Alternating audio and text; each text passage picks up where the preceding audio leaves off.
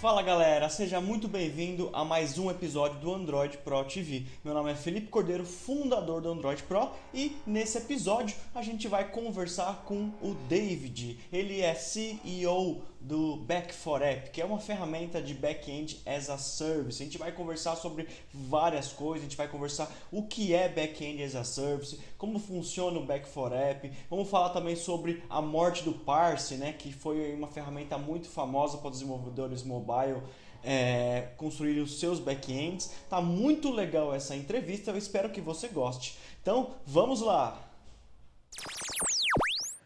Fala, Davi, tudo bem, cara? Primeiro eu queria agradecer por você ter aceitado o nosso convite para participar aqui do nosso Android Pro TV, cara. Seja bem-vindo. Obrigado aí, Felipe. Eu que agradeço aí a oportunidade de conversar um pouco aí com teus leitores aí do blog. Acho que vai ser uma conversa bem legal aí pra gente falar um pouquinho aí de back-end aí para Android. Cara, primeira coisa pra gente começar, né? Me fala um pouco sobre a sua experiência no mundo mobile e de onde surgiu a ideia de você criar o Back4App. Legal. Bom, eu sou desenvolvedor desde que eu tenho 13 anos de idade, mais ou menos. Começou cedo, hein? É, e também sou engenheiro de computação, né? Formado há mais ou menos há uns 10 anos. E ainda na época da faculdade, eu montei junto com outros dois sócios uma empresa de desenvolvimento de software, uma fábrica de software que fica em São José dos Campos, chama Getac. E nesses últimos 10 anos a gente desenvolveu centenas de projetos, tanto web quanto mobile, e tanto para o mundo corporativo, né, para grandes empresas, como para startups. E desses aplicativos, muitos deles são Android. E a gente começou a perceber que que boa parte do esforço do desenvolvimento do aplicativo, a maior parte do esforço, ela estava no back-end, não no front-end. Sendo que no desenvolvimento de um aplicativo, o que gera mais valor, na grande maioria dos casos, é justamente o desenvolvimento do front-end, que é onde estão as telas, é o que o usuário vê, onde que você coloca o teu diferencial ali no teu aplicativo, torna o teu aplicativo diferenciado com relação aos concorrentes. Então a gente viu, putz, a gente está perdendo muito tempo fazendo o que não gera tanto valor e não sobra tanto tempo para a gente dedicar no que gera mais valor, que é o front. E além disso, a gente começou a perceber que o desenvolvimento do back-end é feito de muitas tarefas que elas são repetitivas, ou seja, elas podem ser automatizadas. E elas existem um jeito certo de serem feitas. Então, por exemplo, um cadastro de usuário, existe a maneira correta de ser feito. Todo mundo deveria ser feito daquela forma. E dificilmente o meu app vai ser muito melhor do que o seu, porque eu fiz um melhor cadastro de usuário. Uhum. Então, foi aí que surgiu a ideia da gente começar a trabalhar com ferramentas de automatização de back-end. Pô, show de bola. Mas aí depois a parte que você teve a ideia para criar o Back4App foi justamente dessa necessidade que você viu, junto com a morte do Parse, foi isso? Não, na verdade foi junto com a necessidade que a gente viu, que Aham. a gente começou a desenvolver o Back4App há um ano atrás, ou seja, mais ou menos aí uns 6 meses antes do Passe anunciar que estaria desligando. Aham. E o que a gente sempre acreditou desde o começo é que uma plataforma de back-end as a service, para ela ser muito boa para todos os usuários e para todo o ciclo de vida de desenvolvimento de um aplicativo, ela precisava ser open source, Uhum. de forma que os usuários eles tivessem liberdade. Então, a qualquer momento, ele pudesse decidir, não, eu quero pegar meu código, eu quero ir para um outro fornecedor, ou chegou num determinado momento que a plataforma já não está me ajudando muito, eu quero pegar o código, quero customizar aquele código, eu quero fazer ele se comportar da minha própria maneira e não do jeito que a plataforma ela vem pré-definida. Uhum.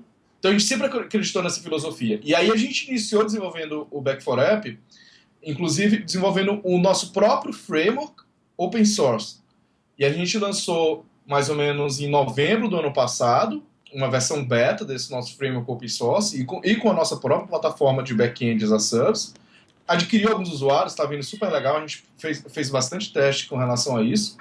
Porém, com o anúncio do shutdown do Parse, aí no final de janeiro, aí a gente viu que fazia muito mais sentido a gente se dedicar a essa plataforma, que já era uma plataforma grande, poderosa, é a mais completa que tem hoje no mercado e que tem a Uhum. maior comunidade hoje no mercado, e agora ela é open source, ou seja, a grande desvantagem que ela tinha agora ela não tem mais, Então fazia muito mais sentido a gente se juntar a essa comunidade e trabalhar com o passe. E aí a gente estava super bem posicionado. Primeiro, a gente usava exatamente a mesma stack do passe, então no nosso framework original a gente usava Node.js, Mongo, etc. E segundo, a nossa plataforma ela sempre tinha o conceito de gerar código. Então, na hora que o desenvolvedor ele criava o back-end dele, por trás o que a gente fazia era gerar um código que é dele, exclusivo dele, para aquele back-end, de forma que a qualquer momento ele pudesse pegar aquele código. Então foi muito fácil a gente adaptar toda a nossa plataforma para, ao invés de gerar o código utilizando o nosso framework original, a gente gerar código utilizando o Pass. Então, mais ou menos aí um mês depois do anúncio do shutdown do Pass, a gente foi a primeira solução de Pass Hosting. A gente já colocou no ar não só a nossa plataforma, que consegue fazer hosting de aplicativos do Pass, como também a gente colocou no ar um wizard, né, de migração. Você pode migrar o seu app do Pass.com para o back4app.com aí por volta de 5 minutos. Cara, é sensacional. Vocês pegaram uma onda gigantesca, né, com a morte do Parse, né? Eu fui um dos caras que chorou muito com a morte do Parse, porque eu já fiz aplicativo 100% utilizando o back-end dos caras. E vocês pegaram essa onda e, tipo, eu já tinha visto já a ferramenta o Back4App já, e achei sensacional isso, cara. Você vai migrar do Parse sem mudar quase nada lá para o back-end de vocês, e o cara não vai sentir, né? Então, isso que acho que foi o sensacional também, né, cara? Você conseguir migrar sem ficar preso e sem ter que refazer um monte de coisa, né? Então, eu acho que foi sensacional. Cara, pra gente continuar a nossa conversa aqui, para ter certeza que o pessoal está entendendo o que a gente está falando, tá? Então, porque esse conceito de back-end as a service, ele vamos dizer assim, a gente pode considerar novo esse conceito, né? Porque tem outros serviços fazendo a mesma coisa, só que muita gente ainda não conhece, né? Principalmente, acho que aqui no Brasil está começando ainda a parte do back-end as a service. Então ainda muita gente não utiliza o back-end as a service, né? Eu acho que é por não conhecerem ainda, ou então por ter um preconceito ainda, né? Tem a questão de segurança, meus dados vão ficar lá na nuvem, né? Explica um pouco qual que é o conceito do back-end as a service para quem está assistindo a gente, né? Para o pessoal entender do que a gente vai falar daqui para frente. Legal. O back-end as a service é um mercado novo mesmo, igual você falou, ele tem aí por volta de 3 anos. A primeira grande empresa que foi lançada, que teve grande destaque nesse mercado, foi justamente o Pass, né, que é o que foi desligado agora atualmente. E realmente aqui no Brasil ele ainda não é um conceito tão difundido. Fora do Brasil já é muito difundido, aqui no Brasil não tanto. No comecinho do Back4App, a gente inclusive fez um MVP de baixa qualidade, em que a gente fez algumas pesquisas com desenvolvedores aqui do Brasil, e por volta de uns 50% pelo menos, nunca nem tinha ouvido falar no conceito de back-end as a service. Então, realmente é um conceito novo aqui. E o que é o back-end as a service? Então, basicamente, o back-end as a service, ele te dá ferramentas para que você consiga, de forma simples, instantânea, criar um back-end e de forma visual, sem escrever uma linha de código, a não ser que depois você precise customizar, mas no primeiro momento você não precisa escrever uma linha de código para criar esse back-end. Você consegue disponibilizar esse back-end na nuvem, ou seja, você consegue fazer o host desse back-end com somente um clique e sem precisar se preocupar com nenhum tipo de problema relacionado à infraestrutura. Então, segurança, backup, monitoramento, escalabilidade, reliability. Então, tudo isso, o serviço de back-end as a service provê para você.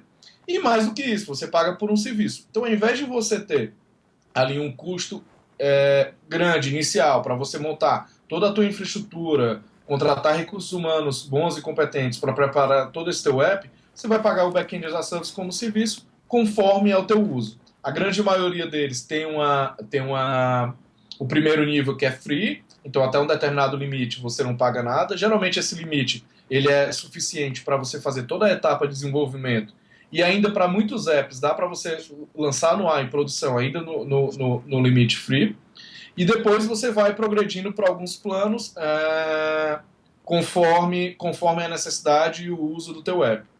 Então, é mais ou menos esse aí o conceito do back-end as a service. Pô, eu acho que inclusive dá pra lançar MVP completo, né? Com a parte grátis, ainda com os planos grátis, porque Você vai crescer na medida que seu aplicativo vai crescendo junto. Eu acho que é isso que é o sensacional, né? E você falou que o pessoal não pode colocar código, mas na verdade, se o pessoal quiser, eles até podem, né? No Back4App colocar O Cloud Code, exatamente. Um pouquinho de Isso. lógica, né? Se precisar, né? Então, é sensacional. Você consegue criar as funções customizadas, né? Então, basicamente, que tipo de recurso a gente tem hoje no Back4App? Então, primeiro, toda a parte de dados. Então, eu consigo criar coleções de dados e disponibilizar isso aí através de API para você fazer todas as operações de CRUD sobre esses dados. Você consegue criar Cloud Code, que são o quê? São funções que você escreve utilizando o JavaScript, né? Node.js, no caso, no back-end, e essas funções elas vão rodar algumas lógicas ali no back-end. Você pode fazer o envio de push notification, que geralmente é um negócio que dá bastante trabalho, você criar, você configurar push notification, isso aí você consegue também com o back-end. Envio de e-mails, integrações com vários outros serviços, como por exemplo, meio de pagamento, envio de SMS. Então, a gente também possui várias integrações.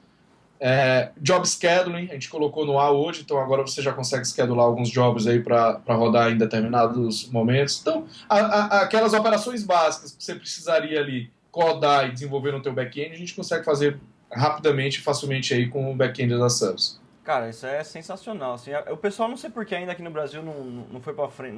Assim, o pessoal ainda não acredita muito nesse tipo de serviço. Não sei se é porque o pessoal não conhece, ou porque isso. Já ouvi falar gente que tem preconceito em deixar dados na nuvem ainda. Isso é triste, mas ainda acontece, né? Então, assim, o pessoal me fala assim, ó, até onde o cara pode chegar usando um back-end as a service, né? Usando o Back4App, por exemplo, né? Porque vai ter desenvolvedor freelance assistindo a gente, vai ter às vezes o cara que trabalha na empresa e quer ajudar a empresa dele, né? Até onde o cara pode chegar e evoluir o aplicativo dele utilizando sempre um back-end as a service, por exemplo, o Back4App, né? Até onde o cara pode chegar com o aplicativo dele? Legal. A grande desvantagem que, por exemplo, o Passe tinha, eu vou até começar falando da grande desvantagem do Passe tinha, era essa que eu falei lá, de que, e que os outros back-ends as a service ainda têm, era essa desvantagem de ser tecnologia proprietária e tem o que a gente chama, eles tinham o que a gente chama de vendor lock-in. Então, tipo, quando você fazia antigamente uma aplicação no Passe, você construía e chegava um momento que a tua aplicação era muito grande e você não conseguia mais tirar lá de dentro. Então, tipo, se algum dia você quiser sair do serviço do Passe, você teria que reescrever todo o teu back-end e, consequentemente, teria que adaptar o teu front-end. Essa limitação ela não existe mais. Por quê? Porque o Passe Server agora ele é open source, ele é público. Então, o que eu diria é, você pode usar hoje o Passe Server e os serviços de back-end as a service em todo o ciclo de vida do teu produto. Então, desde o começo até o fim. No começo, você pode utilizar 100% utilizando o nosso serviço, então sem mexer em nenhum código-fonte. Se a partir de um determinado momento você preferir pegar aquele código e instalar no teu próprio servidor, seja por questão de custo, ou seja por questão de que você quer ter mais flexibilidade ou mais tipo de customizações, você a qualquer momento você tem acesso ao teu código-fonte, à tua base de dados, você copia ele e faz a instalação onde você quiser. É open source. Então, hoje eu vejo assim, que não existe mais um limite até onde você pode chegar. E com relação a esses outros aspectos, né, de segurança, de confiabilidade, o que eu tenho para falar é que a gente é especialista nisso e a gente só faz isso o dia todo, durante todos os dias do ano. Então, dificilmente, se você tentar construir o seu back-end e fazer a publicação dele nos seus próprios servidores, dificilmente você vai conseguir o mesmo nível de segurança, escalabilidade e confiabilidade que a gente consegue. A gente usa servidores da Amazon, então, tipo, que hoje é um dos melhores serviços de cloud que existe. Então, assim, dificilmente é só questão realmente de entender o conceito. Porque o que a gente está fazendo com especialistas que entendem do assunto, que fazem isso, todo dia a gente está fazendo o que você faria se você fosse fazer isso sozinho, só que de forma automática. Então, provavelmente muito melhor do que a maioria dos desenvolvedores vai conseguir fazer, principalmente quem não é especialista no assunto. Ou pelo menos em muito menos tempo. Então, a ideia é sempre aquela, né? Qual que é o grande benefício do back-end as a service? Ao invés de eu perder tempo instalando Linux, instalando Express, levantando Docker, instalando Nginx, cuidando disso, cuidando de rotina de monitoramento, cuidando de rotina de backup, isso aí não gera nenhum diferencial para o teu aplicativo. eu vou gastar todo o meu tempo na parte do aplicativo que é realmente importante, que é o que gera valor para o meu usuário, que é o que o usuário vai ver e vai dizer, puta, agora eu vou comprar aquele app. Então, esse daí é o grande conceito. E o resto a gente cuida para você. Ou seja, né, o cara pode focar no aplicativo dele, e aí ele pode esquecer todo o resto para trás lá e focar realmente no que interessa, que ele tentar resolver um problema com o aplicativo dele, né? Ele não precisa ficar preocupado com o servidor, ele não precisa montar uma equipe, então o cara pode ser um freelancer, o cara pode trabalhar numa empresa, tanto que eu já usei o Parse trabalhando em empresa, montando MVP para cliente, então dá para aproveitar várias coisas, né? A gente vai usar o push, como você falou, vai usar o banco de dados, que no caso é Mongo, né? Que é utilizado, assim como era no Parse também. O conceito de APIs, tá? O conceito de APIs, cara, é uma coisa que pra gente parece muito comum, mas navegando em grupos no Facebook sobre desenvolvimento Android, tem gente que tenta conectar o MySQL diretamente do aplicativo mobile. Então, assim, é uma coisa estranha, mas pelo amor de Deus, gente, o negócio é utilizar a API para ter uma interface entre o seu back-end e o seu front-end, tá?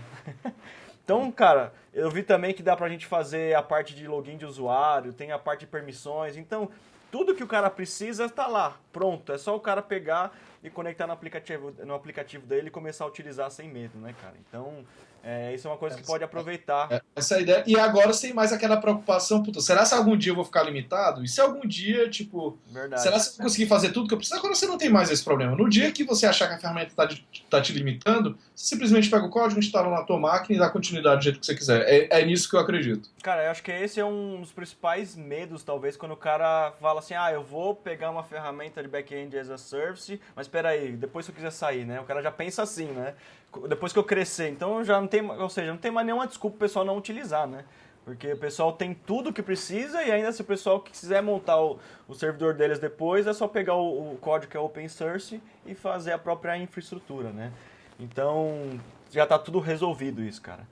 E, cara, eu acho sensacional isso, porque se o cara está começando a desenvolver aplicativos, né? Se o cara já é um cara que já é experiente, né? Acho que principalmente o cara está começando, ele quer fazer um aplicativo e depois ele está estudando Android, por exemplo. E aí ele vai querer fazer uma API, vai querer fazer um back-end, aí como acaba desviando o foco, né? Então eu acho que o back-end as a service serve para todo mundo, para quem está começando, porque o cara não precisa, o cara pode focar em estudar o desenvolvimento mobile, não precisa ficar preocupado com um back-end. O cara que está trabalhando já há um tempo no mercado como freelancer, ele pode usar essa solução para o cliente dele. O cara que trabalha numa empresa, ele pode colocar a parte do back-end as a service na empresa dele também para entregar software. Então acho que atende todo mundo, né, cara? Desde o desenvolvedor iniciante até o desenvolvedor um pouco mais já experiente, né, cara? E inclusive agora, por exemplo, um assunto bem interessante que você tocou aí foi esse aí do mundo corporativo. Inclusive agora, com o Passera sendo open source, no mundo corporativo, ou para quem tinha, por exemplo, aquele tipo de restrição, então eu não quero que meu aplicativo fique na nuvem, eu quero que fique no meu servidor. Então agora a gente pode fazer a instalação, a gente pode fazer o hosting desse aplicativo dentro do seu próprio servidor. E o Back4App pode ajudar você nisso. Então, basicamente, no Back4App a gente tem 3 tipos de planos e de clientes que a gente ajuda. O primeiro, que é o mais comum, que é a grande maioria deles, que é o que quando você faz o sign up lá no site, você já começa a utilizar, seria um host dedicado, que está tudo rodando na nossa infraestrutura de servidores que fica na Amazon. Então, essa é a primeira opção. Segunda opção, a gente consegue fazer um servidor dedicado para você. Então, se você... Não, eu não quero um host compartilhado. Eu quero ter mais confiabilidade, mais segurança. Eu quero ter acesso à máquina para eu entrar lá e, eventualmente, configurar alguma coisa, ou ver como que estão as configurações. Então, a gente consegue pegar todas as nossas ferramentas visuais que a gente tem no Back4App, toda a automatização que a gente tem, e fazer o deploy do teu PassServe e do teu banco de dados em servidores dedicados exclusivamente para você, com a mesma confiabilidade de serviço que a gente tem no nosso hosting compartilhado. E no terceiro ponto, a gente também tem o on-premise deployment. Então, por exemplo, uma empresa, no caso do corporativo, uma grande empresa, que ela queira colocar toda essa infraestrutura nos próprios servidores dela, a gente também disponibiliza nossas ferramentas e a gente consegue fazer esse deploy do PassServe, também garantindo toda a confiabilidade e a escalabilidade dentro de servidores proprietários da própria empresa. Então, a nossa ideia você está livre e a gente dá essa liberdade. Porém, a gente tem ferramentas e serviços que conseguem te ajudar aí em todo o ciclo de vida do produto. Desde quando você está começando pequenininho lá, você está usando o host compartilhado, até no meio do caminho lá, quando você vai querer um host dedicado, ou até o dia que você vai querer fazer um on-premise deployment e colocar o PaaS-server dentro do teu próprio servidor e da tua própria infraestrutura.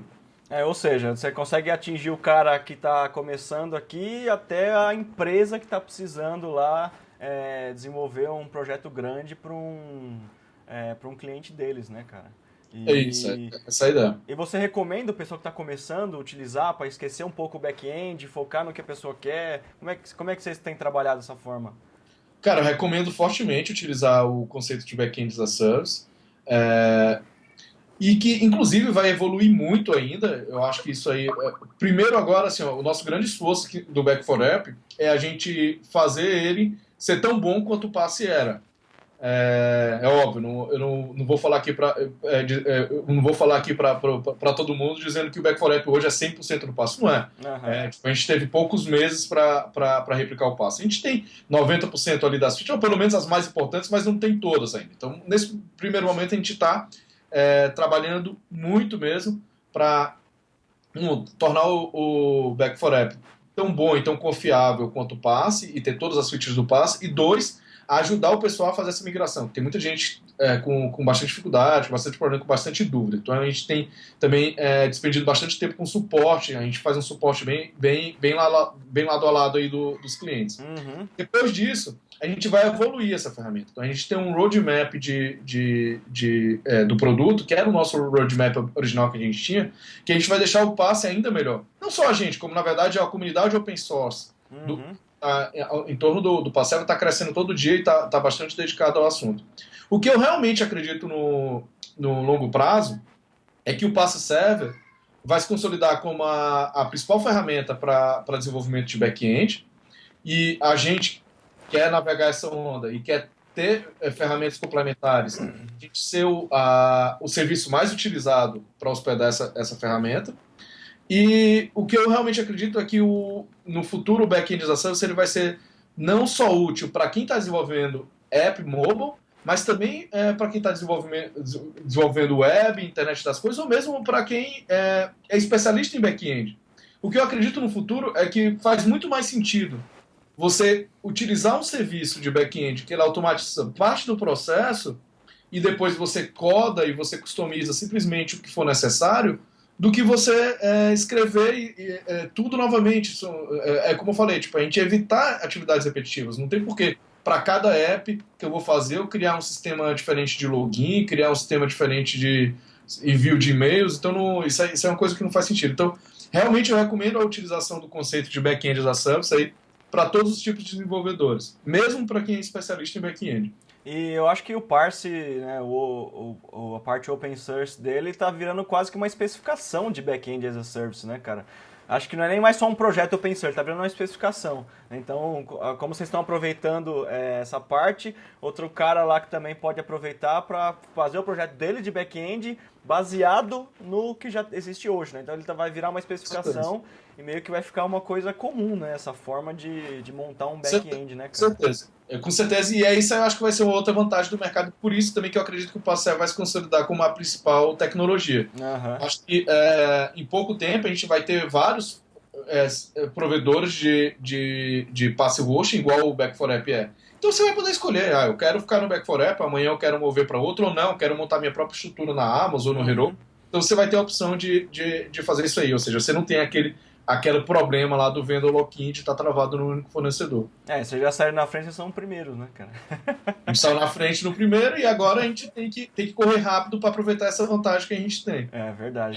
Tem alguns concorrentes aí que anunciaram que iriam fazer a ferramenta assim, um dia depois do lançamento, igual a gente fez, né? Um dia depois do anúncio, a gente anunciou que teria a nossa ferramenta, só que um mês depois a gente colocou no ar. Tem alguns concorrentes que não colocaram no ar até hoje. É isso aí, cara. Tem que mandar ver em cima dos caras, porque eu acho legal isso, primeiro porque é uma coisa que tá sendo produzida aqui no Brasil, né, cara? E vai influenciar, assim, os desenvolvedores pelo mundo inteiro, né, cara? Todos os níveis, empresas. Hoje a gente tem desenvolvedores de todos os lugares do mundo, né? Uhum. A maior parte é Estados Unidos, acho que depois Índia, Eu acho que depois, em terceiro lugar, vem Brasil. A gente tem um apelo de ser brasileiro aqui, a gente está com bastante acesso ao brasileiro também. Cara, Mas a gente tem clientes hoje em todo lugar do mundo, a gente já migrou mais de 4.000 apps que estão rodando hoje no Back4App. legal, cara. Espero que agora cresça mais ainda. Eu dei uma ajuda aí. Com certeza. Mostrando o pessoal aí. Mostrando o pessoal aí esse excelente serviço aí, cara. Esse conceito de back-end as a service. Para o pessoal conseguir focar mais no aplicativo, mais no MVP, né? Mais na resolver o problema do que ficar preocupado lá atrás do que está acontecendo, cara. Cara, sensacional esse papo. Eu queria que você desse umas recomendações finais para quem está assistindo a gente, para quem quer começar a utilizar o serviço, ou então para quem está começando a desenvolver os aplicativos Android agora, né, cara? Se você quiser falar mais aí do Back4App, os planos que tem, a comunidade, que eu vi que tem comunidade pessoal dentro nas comunidades do Google lá, né, o Google Groups. Como que funciona a migração do Parse, cara, dá as recomendações finais aí pro pessoal começar a brincar aí com o Back4App e esquecer um pouco o back-end e focar aí realmente no desenvolvimento dos aplicativos Android. Legal, bacana. Primeiro eu agradeço aí a oportunidade aí, Felipe, de falar um pouquinho aí do Back4App. Acho que com certeza com a audiência aí do teu blog a gente vai conseguir trazer mais gente aí, até divulgar um pouco mais aí do serviço do back-end as a service. Uhum. E, assim, minhas recomendações são... o Back4App ele é muito útil tanto para quem já usava antes o passe, como para quem vai utilizar o passe pela primeira vez. Para quem já utilizava antes, é muito fácil. A gente tem um wizard de migração, a gente tem as instruções lá, tanto na nossa documentação quanto no nosso blog, mas basicamente a gente vai te guiando lá em torno do processo. Em 5 minutos você consegue migrar a maior parte do teu app. Então depois você vai ter que fazer mais alguns ajustes e lançar a nova versão na App Store. E lá dentro as coisas funcionam quase que 100% igual funcionavam antes no passe. Tem uma diferença ou outra pequena, mas é quase que 100% igual e quase todas as features também já estão disponíveis. Então a única coisa que você tem que ter cuidado ao invés de conectar em api.passe.com, agora você vai passar a conectar em passeapi.back4app.com. O resto da vida continua. Para quem está fazendo aplicativo novo, quem está utilizando o Passe pela primeira vez, recomendo fortemente. Realmente é um jeito muito rápido de tanto aprender desenvolvimento mobile, quanto para você lançar o teu MVP. Então, sem nenhum esforço, conseguindo se concentrar somente no desenvolvimento do front-end, que é onde está a maior parte do valor agregado. E basicamente, para começar a aprender um pouquinho do passe, lá no nosso link de documentação, a gente tem alguns links que a gente sugere para você dar uma lida. Então a gente te põe lá na própria documentação do passe, te explica um pouco melhor como que funciona, te põe na documentação lá do Android, do SDK do Android, e aí que lá tem vários exemplos de como fazer. A gente ainda está enriquecendo, a nossa ideia, a gente inclusive vai criar uma universidade de passe serve, então esse vai ser um dos próximos passos aí do Back4App. Hoje a gente está preparando ainda esse conteúdo. Então hoje a maior parte do conteúdo nosso são links para o próprio conteúdo que já existia do passe, que era um conteúdo muito bom também. Então o passe, na verdade, o passe.com ele se tornou o principal back-end service justamente porque a documentação dele era muito boa. Fácil, simples e cheio de exemplos. Então se você seguindo a documentação lá do passe, você vai saber muito bem como utilizar lá dentro do Back4App. E o único cuidado que você vai ter que ter é a mesma coisa. Toda vez que a documentação falar api.passe.com, ao invés disso você vai usar passeapi.back4app.com. Seria mais ou menos isso. E como eu falei também, a gente está fazendo um suporte bem próximo aí dos usuários. Então a gente está realmente ajudando pessoalmente cada um deles que precisa de ajuda, tanto quem está migrando o app como quem está construindo apps novos. E quais são os canais? Então, a gente tem uma comunidade lá no Google Groups, o pessoal bem ativo, então sempre tem bastante perguntas, a gente tenta responder aí rápido essas perguntas, e a comunidade também já está se envolvendo, então já está começando a um usuário responder o outro, mas na grande maioria das vezes ainda sou eu que dou essa ajuda pessoal, mas costumo fazer isso aí bem rapidamente. Uhum. E no próprio site a gente também tem um canal de chat, que a gente hoje ele ainda não é 24/7, mas a gente vai tornar ele 24/7 em breve, mas inclusive para quem é brasileiro vai ter uma vantagem para quem não é. Então, tipo, aqui pro Brasil, como o nosso expediente é brasileiro, a maior parte do tempo vai estar disponível aí para vocês. E lá a gente tira qualquer tipo de dúvida. Então, se tiver qualquer tipo de dúvida, se precisar de ajuda, quiser mostrar o código e pedir ajuda do que está errado, então a gente sempre tem alguém disponível lá para ajudar vocês. E por último, quando o usuário ele tem ainda uma dificuldade um pouco maior, não estou conseguindo fazer o push notification funcionar de forma alguma. A gente agenda um conference call com um dos nossos engenheiros, a gente faz uma conferência por Skype e a gente ajuda vocês aí também um pouco mais de perto. Então a gente está fazendo de tudo possível, principalmente porque a gente sabe que a gente ainda está com essa deficiência de melhorar a documentação, etc. E também tem, principalmente quem está migrando o aplicativo do Pass ainda tem muitas dúvidas de como que isso funciona, como que isso vai funcionar. Então a gente está fazendo realmente esse suporte aí bem próximo aí da comunidade.